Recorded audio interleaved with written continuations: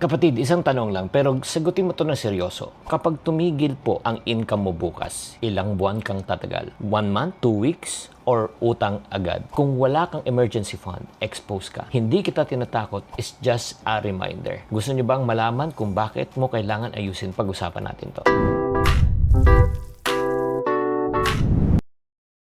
Hi there, this is Chinky Tan, your pambansang wealth coach. Alam nyo, sa panahon po ng uncertainty, di ba, meron tayong nangyayari sa ating bansa locally and also may international na po nangyayari na siglot. Hindi po malaki ang chance na magkakaroon po ng slowdown ng economy. Pag nag-slowdown ng economy, syempre may mga negosyo na malulugip. Yung mga empleyado po ay syempre mawala ng work. So, ang hindi normal, hindi natin control. Pero isa pang may control natin, yung tinatawag nating safety net. So, today, I'm gonna show you a step-by-step guide on how to create a 6 months emergency fund para kahit na may mangyari po ay at least okay tayo. Please stay with me, lalo na yung panghuli. Yan ang pinakamahalaga sa pagbuo ng emergency fund. So first, bakit 6 months? Because average job search more or less will take around 3 to 6 months to recover. Business recovery, ganun din, or sometimes it's longer. So ganito po nangyayari pag wala po tayong emergency fund. First month, pag wala kang pondo, syempre, ano mangyayari? Utang, panic. Month 2, to survive, credit card. Number 3, wala na, max na yung credit card, personal loan na. Number 4, benta gamit. Month 5, stress ka na. Month 6, burnout. Yan ba yung nangyari sa'yo dati? Nakaka-relate ka ba? Tight relate kung nakaka-relate ka. Always remember, emergency fund, it's not about money. Alam mo, for me, emergency fund, it's equivalent to time. Time to think clearly. Time to choose wisely. Time to avoid desperate decision. Time para magkaroon ng peace of mind kahit na wala kang trabaho. Alam mo, panic decisions are very expensive. Kung maalala mo, how many times na gumawa ka ng desisyon na talagang gulong-gulo ka, imbis na tamang desisyon mo, lalo ka pang nalubog. Yan po nangyayari sa mga taong na pumapasok ka sa online lending app. Desperado, kahit na mataas ang interest, tapos ngayon lalo pang lumulubog. In order for us to avoid that, ito na dapat natin gawin. Get your paper and notes and start writing it down. Number 1, alamin mo muna yung number mo. When you say number, anong number to? Hindi cellphone number mo, hindi address ng bahay mo, your survival number. Ang ibig sabihin yan, just in case na mawala ka, na-compute mo na ba kung magkano kailangan mo on a monthly basis? Specific, rent, utilities, groceries, pagkain. Siyempre, pag panahon ng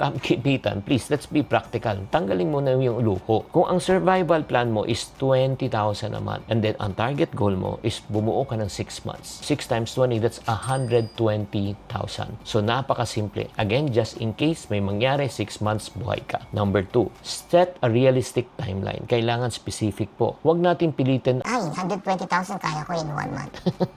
no way. Yun nga Hindi nga tayo nakakaipon po 1 month pa. So, gawin natin, realistic, no? Pwede natin gawin 12 months. Diba? Kung 12 months yan, 10,000 a month additional. Saan ako makakuha ng additional 10? Kung 24 months yan, 5,000 pesos per month. So, in other words, in 1 month to 2 years, magkakaroon ka na tinatawag na emergency fund. Number 3, automate. I-automate natin yan. Golden rule po yan. Security fund natin yan So, once na sumweldo, bukas ka ng isang account, automatic kung 5,000 to 10,000, nagta-transfer to another account. Para hindi mo na siya makikita, ang tawag mo namin yan, out of sight, out of hand. In other words, hindi mo siya makukuha. Number 4, ang dapat mong gawin, dagdagan mo yung income mo. When you say dagdagan mo yung income, maraming ways yan. Number 1, marami kang mga gamit sa bahay na hindi mo na ginagamit. Unused items. Maybe hindi mo na siya nagagamit, pero para sa ibang tao, mahalaga yan. Or overtime, sideline, 13th month pay, bonuses, gig economy. So kung meron, hindi dapat pang enjoy, pang build mo na ng emergency fund. At pag nabuo mo na emergency fund, doon ka na mag-enjoy. Again, let's talk about emergency fund. Ang emergency fund, hindi po sa sale sa mall, hindi po from travel promo, hindi dahil stress ka kaya deserve mo to.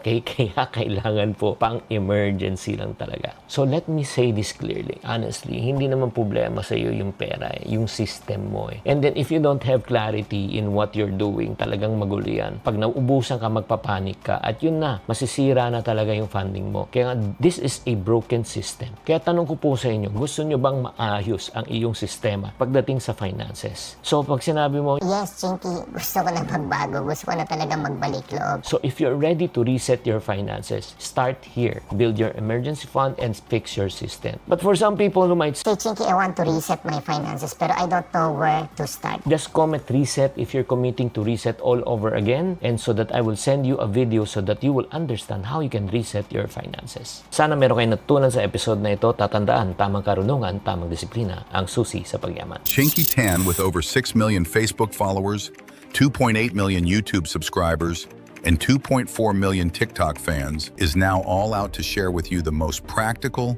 simplest path to lasting wealth.